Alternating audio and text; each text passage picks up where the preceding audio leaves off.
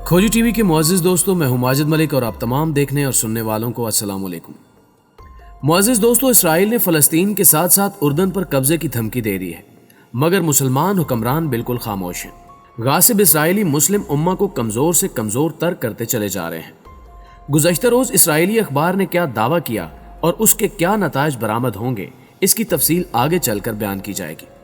जबकि दूसरी जानिब वेनेज़ुएला की हुकूमत ने ईरान के हक में बयान देते हुए सुपर पावर अमेरिका को भी सख्त तनबीहात जारी कर दी हैं। क्या समुद्री पानियों में नई लड़ाई शुरू होने जा रही है?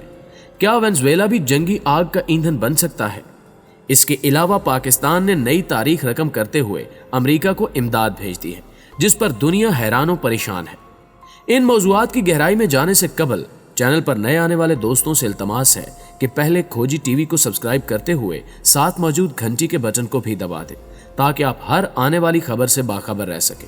तो आइए चलते हैं मौजू के असल हिस्से की जानिब। नाज़रीन गिरामी, ईरान और वेनेज़ुएला के बढ़ते ताल्लुकात ने नया रूप धार लिया है।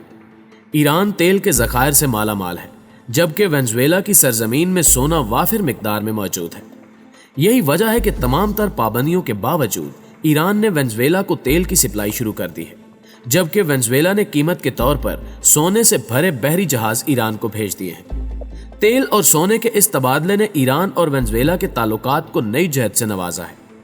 एक इंकिशाफ ये भी है कि वेनेज़ुएला ईरान ही की तरह अमेरिका का सख्त दुश्मन है। दुश्मन का दुश्मन दोस्ती की नई मिसालें कायम करने की कोशिशें भी कर रहा है। गुज़श्ता रोज वेनेज़ुएला के वज़ीर दिफा ने दुनिया भर को खबरदार करते हुए एक अहम बयान जारी किया कि वेनेज़ुएला की फौज ईरान से आने वाले तेल बरदार बहरी बेड़ों को मुकम्मल सिक्योरिटी फराहम करेगी। वेनेज़ुएला के वज़ीर दिफा कहते हैं कि वेनेज़ुएला की फौज ईरानी ऑयल टैंकर्स का भरपूर इस्तकबाल और मुनक्किद की जाने वाली तकरीब में वेनेज़ुएला के अवाम के साथ ईरान के ताउन और यकजहती पर ईरानी हुकूमत का खसूसी शुक्रिया अदा करेगी कि इस हवाले से वो ईरानी वज़ीर दिफा अमीर हातमी के साथ मुकम्मल राब्ते में है।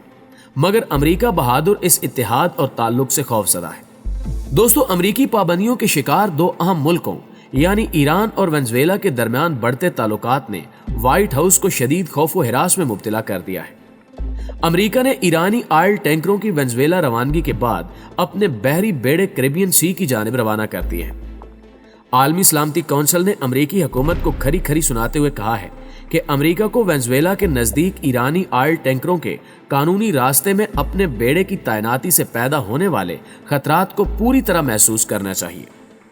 अफसोस है कि अमेरिका पूरे लातीनी अमेरिका को अपनी कलमरो का हिस्सा समझ बैठा है और आज उसने वेनेज़ुएला को तख्ते मश्क बना रखा है और खुलम खुला इसका इजहार भी कर रहा है। जबकि दूसरी जानिब ईरान के वज़ीर ख़ारजा मोहम्मद जवाद ज़रीफ ने अक़वाम मुत्तहिदा के सेक्रेटरी जनरल के नाम एक खत में अमेरिका की गैर कानूनी, खतरनाक और इश्तियाल अंगेज धमकियों को बहरी कज़ाकी की एक किस्म करार दिया और इसे आलमी अमन व सलामती के लिए खतरा गर्दाना जा रहा है। हकीकत भी यही है कि अमेरिका को आलमी सतह पर धौंस चलाने से बाज रहते हुए बैनुल अक़वामी समंदरी हदूद में आज़ादाना जहाज रानी के मुसलमा आलमी कवानीन का एहतराम करना चाहिए, मगर अमेरिका ऐसा हरगिज़ नहीं करेगा और यकीनी तौर पर वो किसी वाक़े को जन्म देकर ईरान और वेनेज़ुएला पर तिजारती पाबंदियां आयद करवाने की कोशिश भी करेगा, जैसा कि वो माजी में कई और ममालिक के साथ करता आया है। अमेरिका और यहूदी लाबी हमा वक्त मुसलमानों के खिलाफ इस किस्म के इक़दामात करती आई है, जिसका सिर्फ एक ही मकसद है कि किसी तरह मुसलमानों को अजियत पहुंचाई जाए। इस ज़मन में सयूनी ताकतें एड़ी चोटी का जोर लगा रही हैं। नाज़रीन गिरामी, इस हवाले से आपको एक और अहम खबर भी देते चले कि इसराइली हुकूमत ने एक अखबार की मदद से दुनिया भर पर अपना मजमूम इरादा जाहिर कर दिया है। इसराइल के एक मारूफ अखबार हारतज़ ने नई फ़लस्तीनी इराज़ी को इसराइल में ज़म किए जाने का मंसूबा बयान किया और तशवीशनाक अंदाज में अखबार में लिखा गया कि इस अमल से उर्दन और इसराइल का अमन मुआहदा खत्म हो जाएगा। सयूनी फौजी तजिया निगार आमूस हरैल उस अखबार में लिखता है कि उर्दन के बादशाह अब्दुल्ला दोम का हालिया बयान फ़लस्तीनी इराज़ी के इसराइल के साथ इल्हाक पर उर्दन की तशवीश को जाहिर करता है। हालिया महीनों के दौरान उर्दन की तरफ से तेल अवीव के बारे में तफसीली और शदीद बयानात दिए गए हैं। उर्दनी अवाम की तरफ से बादशाह पर पड़ने वाले शदीद दबाव के बायस ऐन मुमकिन है कि इसराइल की तरफ से मजीद फ़लस्तीनी इराज़ी को इसराइल में शामिल किए जाने का इक़दाम उर्दन के साथ उस अमन मुआहदे के खात्मे का सबब बन जाए اور اس کا نتیجہ بھی اسرائیل اور فلسطین کے تعلقات جیسا ہی برآمد ہوگا۔ اسرائیلی اخبار کے اس انکشاف کو اگر غور سے سمجھنے کی کوشش کی جائے تو معلوم ہوتا ہے کہ مستقبل قریب میں اسرائیل اردن کے حوالے سے بھی وہی پالیسی اپنائے گا جو اس نے فلسطینیوں کے لیے اپنا رکھی ہے، یعنی وہ اردن کی سرزمین پر بھی قابض ہونے کی کوشش کرے گا، جس سے خطے میں خون خرابے کا خدشہ ہے۔ دوسری جانب آپ کو پاکستان کے حوالے سے ایک اہم خبر سے بھی آگاہ کرتے چلیں کہ پاکستان نے امریکہ کو امدادی سامان بھجوا کر نئی تاریخ رقم کر دی ہے۔ پاکستان کی جانب سے امریکہ کو 1,00,000 فیس ماسک اور 25,000 کورال بھجوائے گئے ہیں۔ پاکستان کی جانب سے بھیجی گئی امداد کو پاک فضائیہ کے خصوصی طیارے پر امریکہ پہنچایا گیا، جسے امریکہ کے ہنگامی حالات کے حکام نے وصول کیا۔ امریکی وزیر خارجہ مائک پومپیو نے پاکستان کی جانب سے بھیجی گئی اس امداد کو خیر سگالی کی علامت قرار دیتے ہوئے کہا ہے کہ قاتل جراثیم کے خلاف جنگ میں پاکستان کی جانب سے بھیجی گئی امداد قابل تعریف ہے۔ سامان میں ماسک اور حفاظتی لباس شامل ہیں۔ امریکی وزارت خارجہ کے بیورو برائے جنوبی وسطی ایشیا نے بھی پاکستانی امداد پر شکریہ ادا کیا ہے۔ پیارے دوستو، امریکہ دنیا بھر میں قاتل مرض سے سب سے زیادہ متاثر ہونے والا ملک بن چکا ہے، جہاں اس موذی مرض کی وجہ سے اب تک 93,000 سے زائد افراد لقمہ اجل بن چکے ہیں۔ امریکی ادارہ برائے وبائی امراض کی رپورٹ کے مطابق گزشتہ روز امریکہ میں صرف ایک دن میں 22,860 افراد میں قاتل جراثیم کی تصدیق ہوئی۔ امریکہ میں اس وائرس کے متاثرین کی کل تعداد 15 لاکھ سے تجاوز کر گئی ہے۔ یہ بات یقیناً آپ دوست جانتے ہوں گے کہ امریکہ وبائی مرض کے پھیلاؤ کی ذمہ داری چین پر عائد کرتا ہے۔ امریکی صدر ٹرمپ 12 اس بات کا اظہار کر چکے ہیں کہ چین نے دنیا کو وبائی خطرے سے بروقت آگاہ نہیں کیا۔ گزشتہ روز ایک بار پھر سے امریکی صدر نے وبا کے معاملے پر چین پر شدید برمی کا اظہار کیا ہے۔ انہوں نے الزام عائد کرتے ہوئے کہا ہے کہ بیجنگ دنیا بھر میں اجتماعی قتل عام کا ذمہ دار ہے۔ چین کی نااہلی دنیا بھر میں اجتماعی قتل عام کی ذریعہ بنی۔ تاہم چین نے بھی جوابی رد عمل دیتے ہوئے کہا کہ امریکہ بھول رہا ہے کہ ماضی میں امریکی رہنما بارہا انسداد وبا کے لیے چینی خدمات کا اعتراف کر چکے ہیں۔ امریکی سیاستدان صرف الزامات کی سیاست کر رہے ہیں، جبکہ چین کے حوالے سے ایک خبر یہ بھی ہے کہ چینی حکومت نے انتہائی دانستہ فیصلے کی مدد سے سال 2020 کے لیے مختلف ٹارگٹ سیٹ کر لیے ہیں، جن کی مدد سے چین معاشی ترقی کو مزید تیز کرنے جا رہا ہے۔ چینی حکومت نے اہم ترین پالیسیاں ترتیب دے لی ہیں اور وہ جلد ہی ان کو اپلائی بھی کرے گا، جس کا بڑا مقصد امریکہ کو سبق سکھانا ہے۔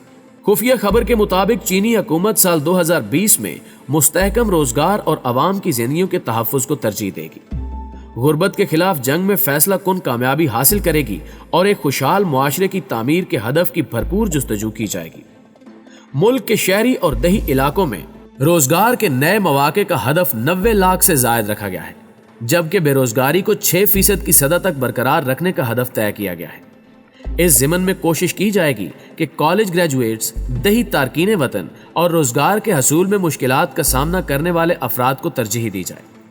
سال 2020 اور 21 کے دوران 3 کروڑ سے زائد افراد کو فنی تربیت بھی فراہم کی جائے گی تاکہ انہیں روزگار مل سکے۔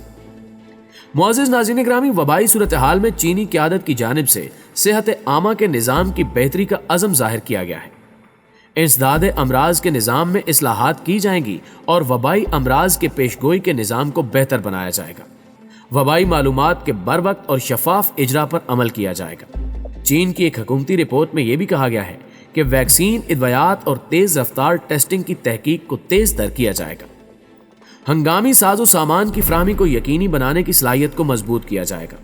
چین کی منصوبہ بندی میں اہم نقطہ رواں برس ملک بھر سے غربت کا خاتمہ بھی ہے۔ غربت کے شکار علاقوں اور گاؤں کی امداد میں اضافہ کیا جائے گا۔ انسداد غربت سے وابستہ صنعتی ترقی اور افراد کی دوسرے علاقوں تک منتقلی سمیت مؤثر اقدامات جاری رہیں گے۔ غربت سے نجات پانے والوں کی خوشحال زندگی کی جانب پیش قدمی کی حوصلہ افزائی کی جائے گی۔ رواں برس چین کی جانب سے مینوفیکچرنگ انڈسٹری کی اپ گریڈیشن اور ابھرتی ہوئی صنعتوں کی ترقی کو فروغ دینے کا عزم بھی ظاہر کیا گیا ہے۔ مینوفیکچرنگ کے لیے درمیانے اور طویل مدتی قرضوں میں نمایاں اضافہ کیا جائے گا۔ صنعتی انٹرنیٹ کے فروغ سمیت سمارٹ مینوفیکچرنگ کی حوصلہ افزائی کی جائے گی۔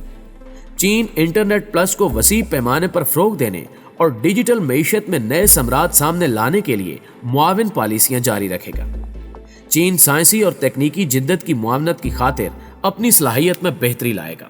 आलमी म्यार की हामिल तजर्बा गाहों की तामीर को तेज करेगा, बैनुल अक़वामी साइंसी और तकनीकी ताउन को मजीद वसी करेगा और अहम मंसूबों की तकमील की हौसला अफजाई करेगा। चीन की मंसूबा बंदी में बेल्ट एंड रोड की आला म्यार की तामीर और तरक्की भी शामिल है।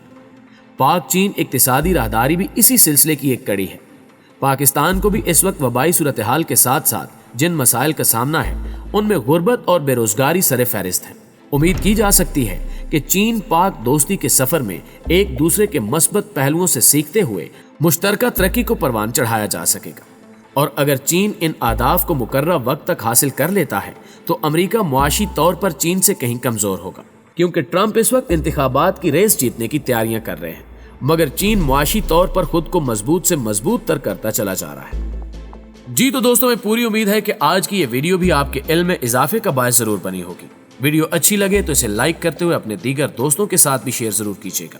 जल्द ही हाजिर होते हैं कुछ नई खबरों के साथ। तब तक अपना और अपने प्यारों का ढेर सारा ख्याल रखिए। अल्लाह निगहबान।